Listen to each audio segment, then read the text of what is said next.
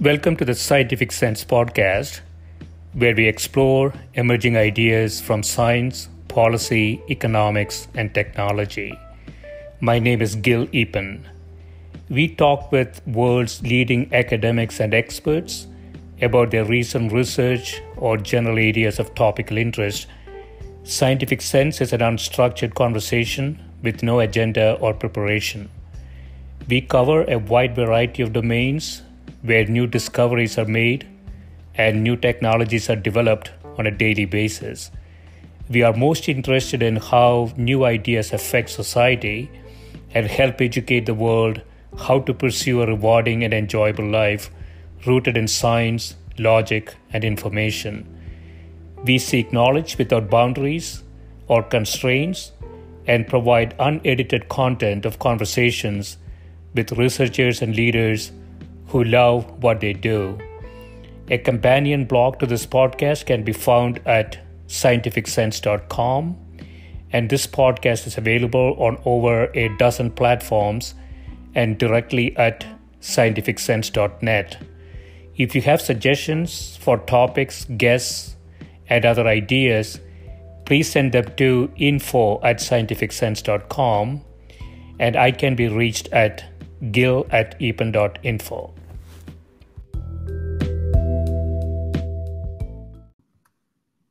My guest today is Dr. Diana Thomas, who is a professor of mathematical sciences at the United States Military Academy at West Point.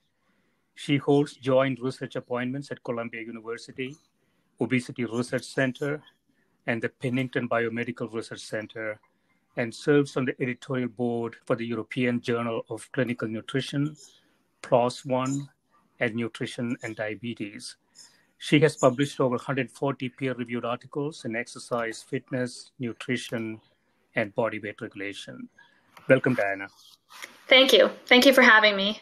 Absolutely. Yeah, I want to start with one of your earlier papers, Best but Often Forgotten Practices, Identifying and Accounting for Regression to the Mean in Nutrition and Obesity Research, where you say forgetting the statistical phenomenon of regression to the mean is leading to wrong interventions and conclusions.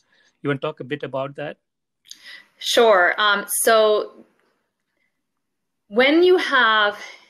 So just doing any kind of clinical study is tough.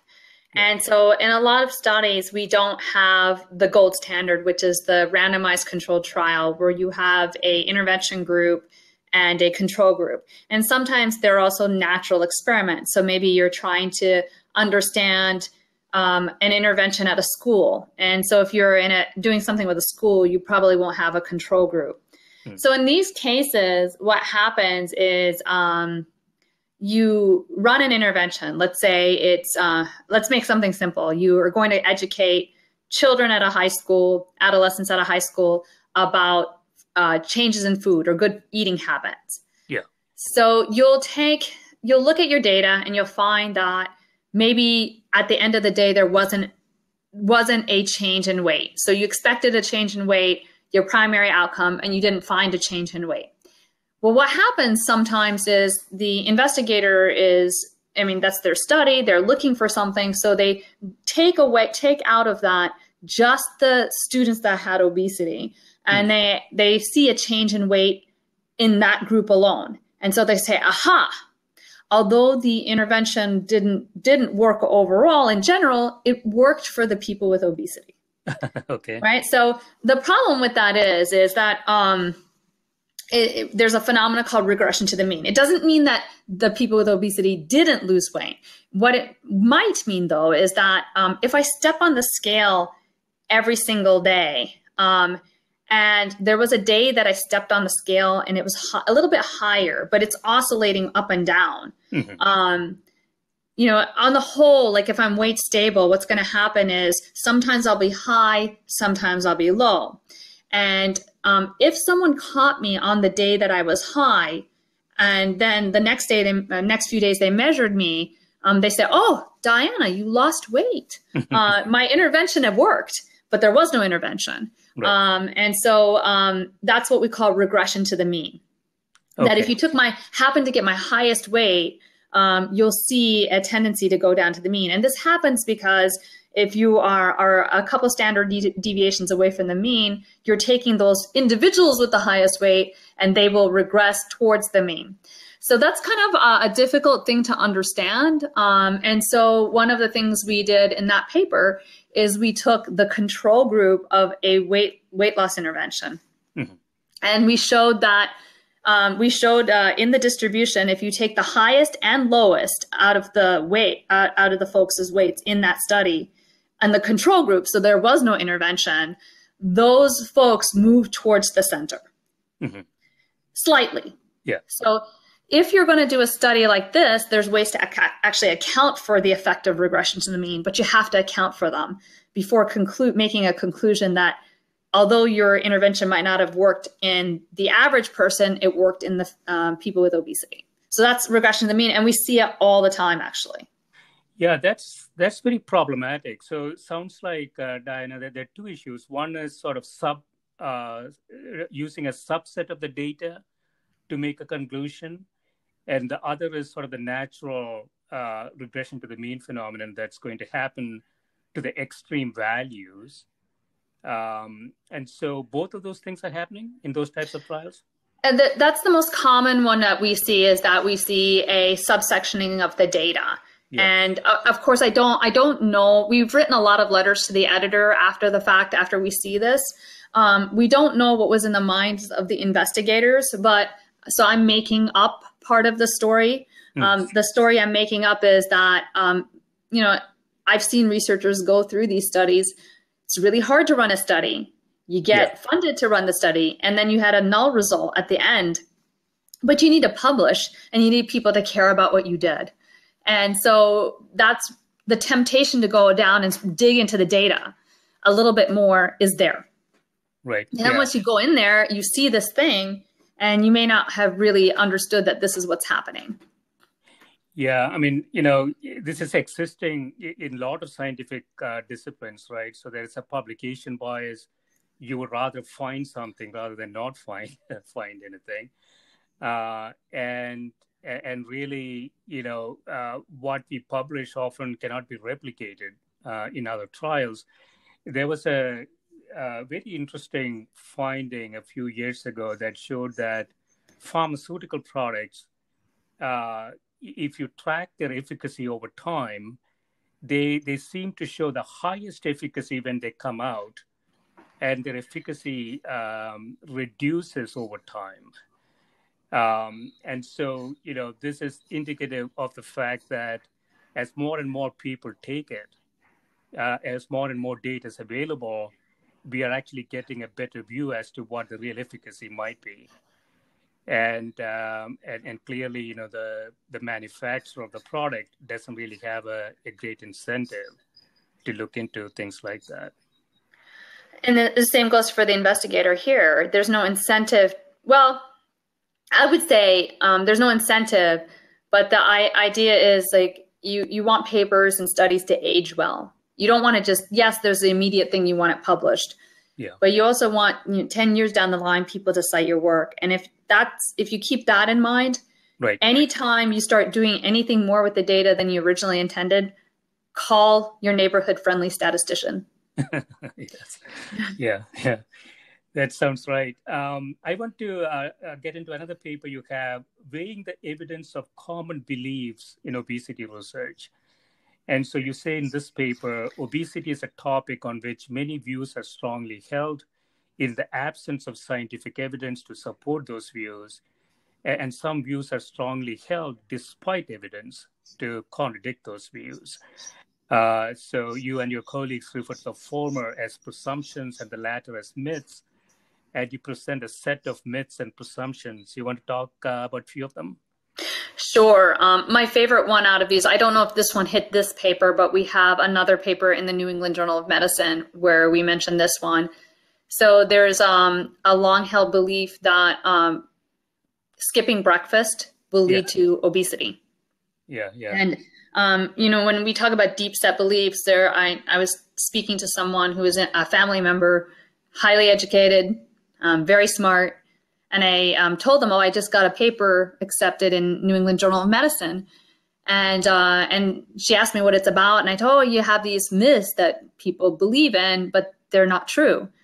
And I explained the breakfast one. So here's the breakfast one. Right. So the way we have a way to test this, right? We take people, and then who habitually don't have breakfast, and then we give them breakfast, and we see what happens.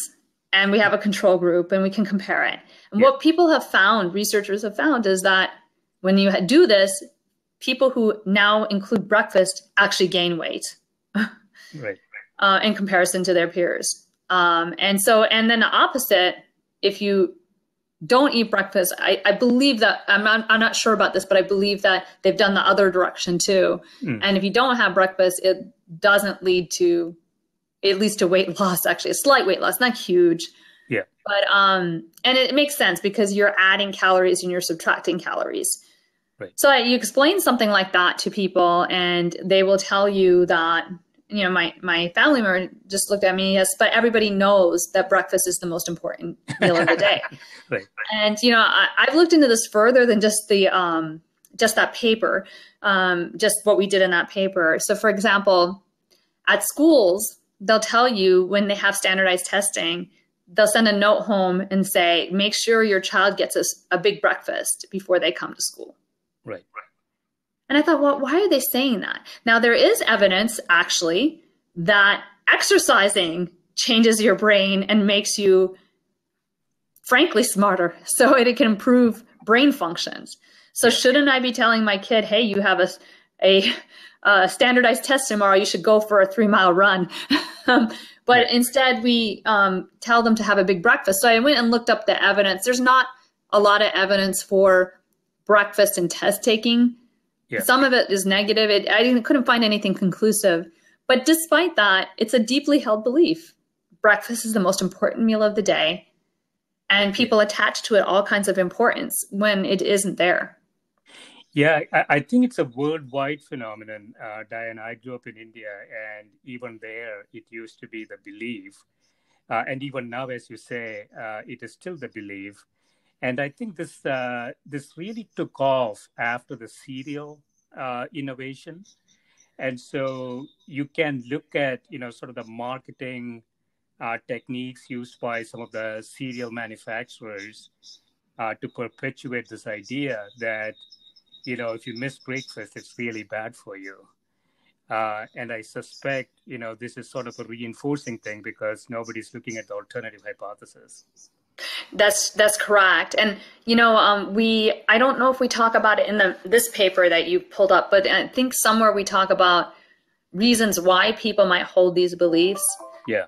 And it could be that, you know, everybody eats. You know, we look at around us, we can see people eating, we ourselves eat. So it makes us feel like we have a PhD in eating. And so we know about this. You know, you think about this in terms of, you know, people who study obesity, and they study it for a living. Yeah. And yet people would tell them, like, you know, the person who was talking to me was telling me this, you know, but I study obesity. I study eating. And so we think we know about this because we all do it. But, you know, again, real science is when you go test out using our gold standard, a randomized trial. Right. Yeah. I didn't understand. There was one called Freshman 15. What exactly is that? Oh, actually, I don't remember enough about that, but I think my recollection is, you know, there's a feeling that when you go to college, you will gain a freshman 15. Oh. And we didn't find evidence for that. There were several of them that were just really deep set beliefs. The one that in New England Journal that everybody that caught everyone's eye is that having sex makes you lose lots of calories. That one, like, that was one of our 7 myths that we had. And, you know, that one was probably more interesting. I think that, you know, we estimated what it would be the best we could. And I think we got something ridiculously low, like 14 calories, something really minuscule. But the freshman 15 is about weight gain. Everybody assumes that when you go to college, you're going to have a weight gain of 15 pounds. Yeah. So more generally, Diana, it seems to me that physical activity in general, totally from a physics perspective, the number of calories that you can lose is fairly limited. Most of the calorie consumption is really endemic, right? The brain uses 20% of the calories that you take in. Much of the metabolic aspects are really what the calorie consumption is going to be. And we have a paper on that, actually. It's called why individuals do not lose more weight on a prescribed dose, something like that. And that paper every few years, it gets picked up by the media again, because it just astounds people's beliefs. But in exercise interventions, what the finding is, most people don't lose weight. Yeah. And if they do, it's very, very small. And so we looked into it from a physics viewpoint. Like, we can actually calculate in studies that have measured components of energy balance. We can actually use the first law of thermodynamics and estimate a few of the other components of energy balance. And so what we found is, first of all, making people exercise that don't exercise in general is very hard. Yes. It's almost like getting people to do math when they don't like doing math. And so, at most, many places that do exercise interventions have people come in 3 days a week. So it has to be supervised. If you don't have it supervised, it'll be the same thing as having a math class that's not supervised. Nobody will do it. So I'm giving my math discipline a lot of accolades here, but so if it's supervised, what you need is people to come someplace. And when they come there, they generally come 3 days a week. Now, let's say you burned 300 calories each time you came. That's a lot of calories to burn on a Stairmaster or on a bicycle. But then you have to average that over the 7 days. Yeah. And when you do, it turns out to end up being about a bowl of cereal, an equivalent of energy that you're dropping by. So it's not that much. I was going to say, there's also a counter effect, because after exercise, people might be eating a bit more as well. Well, that's what we found here. Yeah. So we found that people believe that their resting metabolic rate increases, but it doesn't. For aerobic exercise, it decreases. Right. And even decreases further than accounted for the loss of weight. So there's something called metabolic adaptation.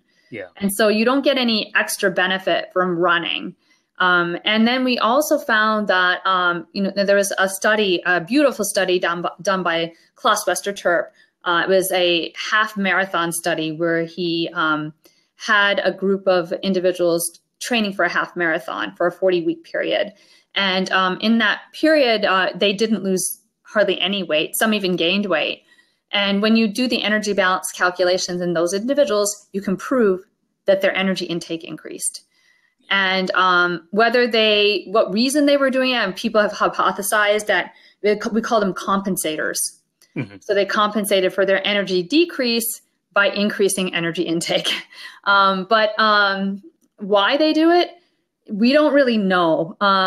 That's not known. And not everybody compensates, but a good percentage does. And, is it that they feel they can treat themselves? Well, I don't know. That would ascribe that to everybody. I don't know if everybody feels that way. Maybe they just feel hungrier. But you're talking about very low doses of exercise in calories. Right. It's easy to tell someone to restrict 500 calories, but it's very hard to tell them to burn 500 calories. Yeah. And so at the end of the day, you can make up that calorie deficit by just licking the peanut butter spoon a couple more times. Yeah, yeah. It doesn't take a lot to make it up. And so it could be just they feel a little bit hungrier, they take a few more licks, and then they've made up the calories. Right. Yeah, you have another paper in the same area. So you say that energy intake and physical activity energy expenditure are key modifiable determinants of energy balance, but traditionally assessed by self-reported data. And that self-reported data is highly inaccurate, right? Yes. So that's kind of why I came into the field. I was actually minding my own business, writing my math papers, and I met Stephen Heimsfield at a conference, and he started asking me questions about energy balance. And I started working with him and a couple people that work with him. And one of them was a psychologist by the name of Corby Martin, who they already knew that self-report was highly unreliable. So Steve Heimsfield had done some of the first studies after Dale Schuller, who is another amazing scientist. Dale Schuller invented a method called the doubly labeled water method, where for the first time we can assess how much you're eating per day objectively using a chemical test. Yeah. And so it's actually energy expenditure. So if you are weight stable, it's approximately your energy intake. And Steve used this in a beautiful paper in New England Journal of Medicine to take, I think it was predominantly women who he called them diet resistant. They said that they're eating very little, but they don't know why they're so big. And what he found is that when he dosed them with doubly labeled water, they were eating thousands of calories more than they reported. And they were moving a lot less than they were reporting. So they were overestimating their exercise, and they were underestimating their intake, underestimating their intake on both ends. Right. So this has been repeated many, many times, finding out that self-report is unreliable. And so when I came to work with Steve and Corby, largely what I was doing is using models to give at least a ballpark estimate of how much people are eating from their weight. Yeah, it's it's a big issue. A lot of people would want to reduce weight. We have sort of an obesity issue, and it's a big number, right? So I think we're spending $4 trillion in healthcare costs, approximately 20% of GDP, and obesity itself might be responsible for a quarter of that healthcare cost, something along those lines, right? So those numbers have bounced around. I've seen numbers that have been reported by a group in DC. It's a really hard number to account for because let's say that you lose weight by bariatric surgery. Yeah.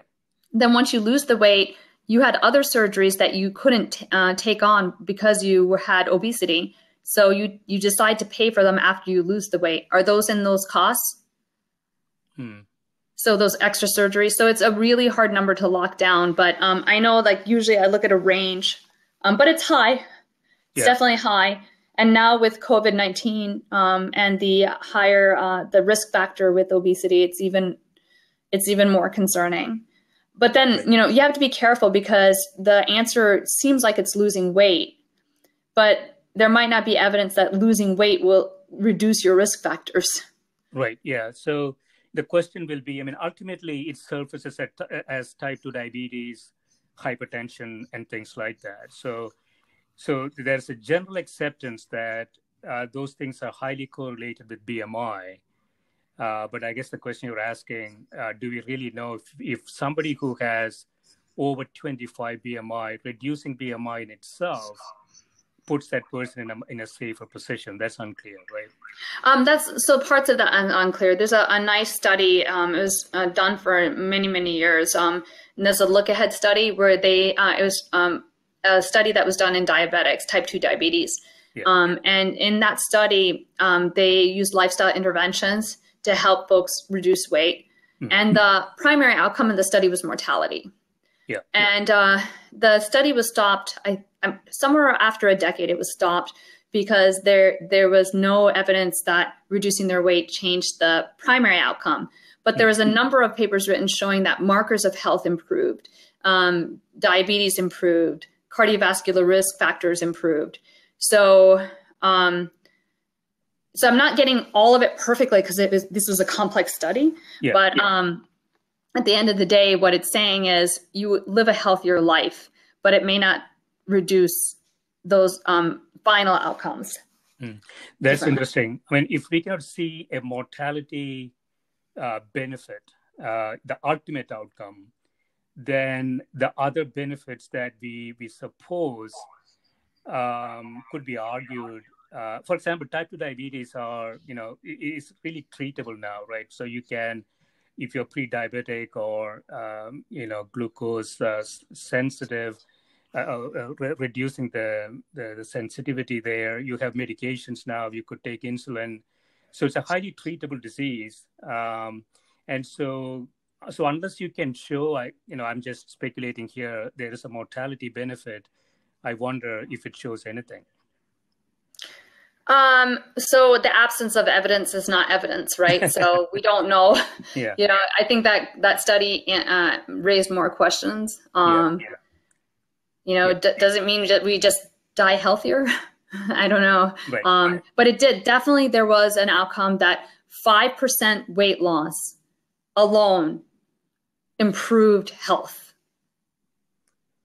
Yeah, but the question is, what is health? What is the definition of health there?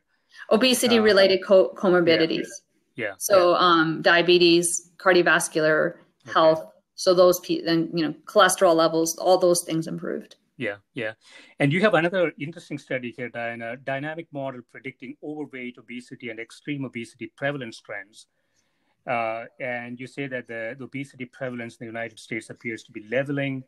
But the reasons behind the plateau remain unknown, and there are some reasons why you would expect this to plateau, right?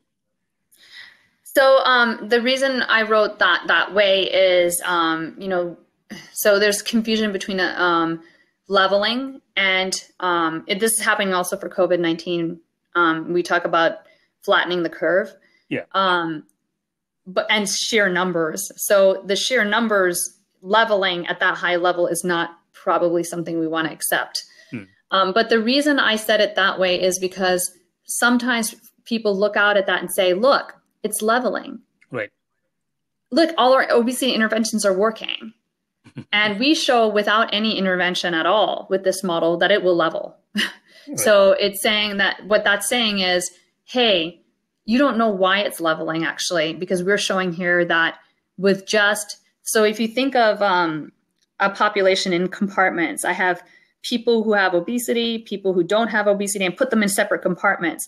Well, the only way to get from one compartment to another compartment is to move there fluidly, like a fluid. You're just pouring a cup of the overweights to become with obesity, and vice versa. To get back to normal weight, you pour some of that cup back, or to go from normal weight. So you're moving from one compartment to another compartment, just like fluid would move from one canister to another canister. Yeah. And so if you use that kind of flow idea and first principles modeling, you'll get that leveling off a plateau. And we proved it was locally stable. So that if for all the mathematicians, that is a locally stable equilibrium point. And so that's without any intervention. So you can't clap your hands yet and say it's all our education and obesity interventions that's contributing to that plateau. Yeah. So your conclusion here in terms of, if you look forward to 2030, you say, very approximately here, 30% normal, 30% overweight, 30% obesity, and 10% extreme obesity. So those numbers, one third approximately, you are saying, even if we don't do anything, we would expect the system to sort of settle down in that type of an equilibrium? That's correct. Okay. I mean, that has sort of policy implications. In 2020, do you know where we are? Is obesity and extreme obesity still sort of an upward trend? Yeah, it is. And so we point out that, with the information we have now, so this is not a forecast model, it's a projection model. So you're projecting with the information you have now. Yeah. So if things change to any one of those parameters, that would change. I think birth rate was a very important parameter in our equation. So there's a series of parameters. So, using it as a forecasting model is probably not appropriate. But using it for what's going to happen with dynamics. If it's still increasing, something has changed. You can also back calculate and say it was supposed to stabilize and it didn't stabilize. I did see an increase though, and the biggest increase was in the extreme obesity category. Right. And that we're seeing. Yeah, and from a disease burden perspective, I think, the extreme obesity bucket will have a disproportionate share of the disease burden, I would think, right? That's correct. One of the co-authors on that paper, Dr. Nikhil Dhurander, would tell me that one of the issues with compartmentalizing in this way, and the reason we compartmentalized the way we did, was because he said, someone with a BMI of 45 is very, very different than someone with a BMI of 35, although they're both classified with obesity. Yeah. One has, and I today I wouldn't use the word extreme obesity. It lends itself to weight bias. I would just say it's classified with class 3 obesity. So that would be something very different. That person is very different. The challenges they undergo is very different. And so, and the medical challenges they undergo is very different. And so he pointed that out, and that's why we compartmentalized there. Probably what would be a better model would be one that has a continuity, because BMI is artificially kind of thresholded. Those thresholds come from mortality curves. So it's kind of an artificial threshold to start putting on things. And so, yeah, if I did it again, I would probably do it a little differently to account for the continuity and the differences as you go into higher BMI. Yeah, and BMI in itself is a very crude metric to start with. Do you typically adjust the BMI for age, or that is not typically done? It depends on what we're doing. So we're actually using 3D body shape. So some of the work I've done lately has been with 3D body shape devices. So you stand on a device and in 45 seconds, it gets a whole body shape measurement. And what we find is there's pockets of people. We're actually starting to run a study now on looking at body shape and the new Army test. Yeah. It's a beast of a test. Who's doing well at that? You'll find people with bigger BMI, just on the face of it, are doing better at that. So that might seem counterintuitive, but if you want to lift 300 pounds, deadlift 300 pounds, you better not have a BMI of 18.8. You'll snap into 2. So you got to be bigger. But what kind of body shape is also more conducive to doing better? Are there certain heights that do better? Are there certain bicep circumferences that do better? So there's all kinds of questions you can ask there. So yeah, I think today we can do better than BMI with the new technology we have. But that being said, BMI does pretty well for 2 easily measurable quantities. Height and weight's all I need. And for height and weight, I'm making those 2 measurements do handstands. Right. And we've done a lot of looking at whether weight scales to height squared, or is it something else in a different race? We actually did a study in the subcontinent of India looking at even tribal individuals to see if weight scales to height squared, and it does. So the power is correct. Weight does indeed scale to height squared. Interesting. Yeah, so this body shape, you have a couple of papers in this area, Diana. So let's get into this. So one of them is entitled Machine Learning Prediction of Combat Basic Training Injury from 3D Body Shape Images. So it's essentially, like you say, you're making a 3D image, and in this case, you're actually predicting the probability of some sort of an injury that could happen. That's correct. So we already know from research that has been done in the Army that people with very low BMIs and very high BMIs are at higher risk for injury. So that is known, but the pockets that fall into those 2 buckets are pretty high. So it's not like you can take all the people with higher than this BMI and all the people lower than this BMI and then give them special training that might help them. So we wondered if there's more to it than that. Is it posture? Is it maybe misaligned knees? So these devices take, within 45 seconds, you'll get 161 different measurements on the human body. Yeah. They were for uniform sizing, so some of the measurements are odd, like you get a hat ring size. We don't really know. We actually did use that hat ring for something else, but overall, you stick those 161 measurements and you throw the kitchen sink at it using machine learning and see if it can just tell you, watch out for this person. They're going to maybe be high at risk. So we ran it actually against a new cohort that was at Fort Jackson that wasn't used to develop the models. And 11 people were flagged by the model as being likely to have a deep injury. And those 11 were kind of watched over by the battalion commander. And he told us later that none of them had injuries at the end of the day. So just maybe identifying them alone and watching out for them and making sure that they're not stressing themselves is good. But yeah, so I think that, I envision a day where you walk into the doctor's office, you don't have someone make you stand on the scale anymore and do the height and weight. Right. You walk through and just like something off of Star Trek, something scans you, and then a report goes to your doctor and she says, you're at risk, a high risk for diabetes, or you're at, she can do a initial screen from all those body measurements.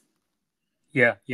You have a short piece here, Diane, I find very, very interesting. So revisiting Leonardo da Vinci's Vitruvian Man using contemporary measurements. So you're looking at current measurements and seeing whether it's actually close to the perfect alignment that Leonardo envisioned.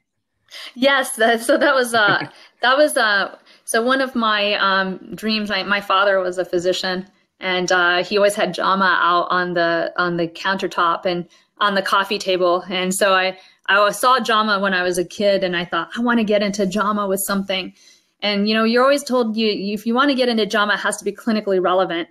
Well, about a year ago, I was working with one of my favorite statisticians, Colonel Krista Watts, and a department member, Major Dave. Blanking out on his name right now, but Dave. I see his name in my face, his face, right now. But we. And Dave wanted to work on a neat project, and I thought, it'd be really fun to do something with taking Vitruvian Man, Dave Galbraith. He played football at West Point when he was a West Point cadet, and he came back to teach at West Point. And so Dave took the measurements that we had. We had the similar kind of measurements, the same device at Lackland Air Force Base, and so we had many of the same measurements that Leonardo da Vinci had. And we're not quite sure how Leonardo da Vinci did his measurements. That information wasn't given.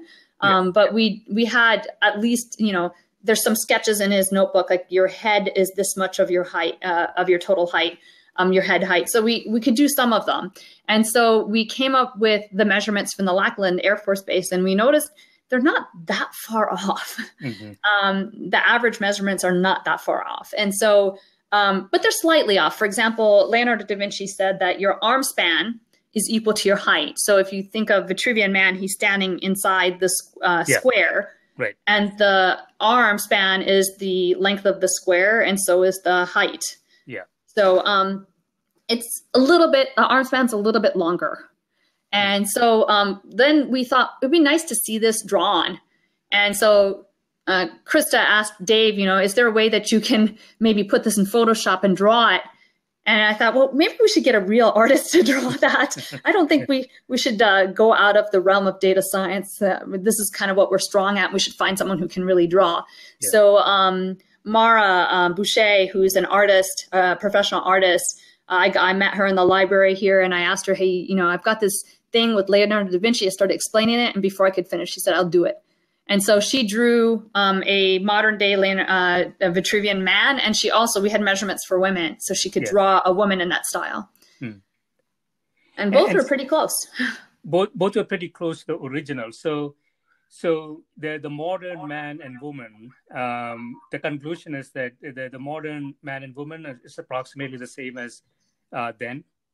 The average, so you can't conclude that because, first of all, we don't have information. So in this, it's also it's a history project too, because we read Leonardo da Vinci's notes.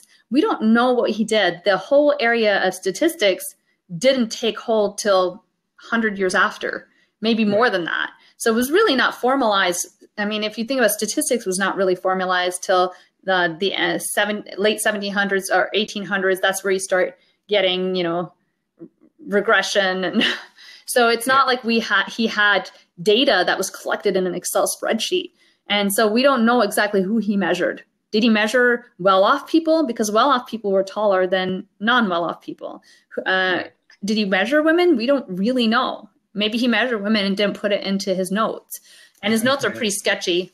It's like a bad statistics project, not enough information.